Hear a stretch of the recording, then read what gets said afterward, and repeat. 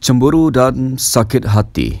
Itu motif pembunuhan Bella atau Mila Sharmilah Samsusah, 32 tahun. Apabila suspek utama iaitu teman lelakinya didakwa di Mahkamah Magistrate Batu Pahat pagi tadi.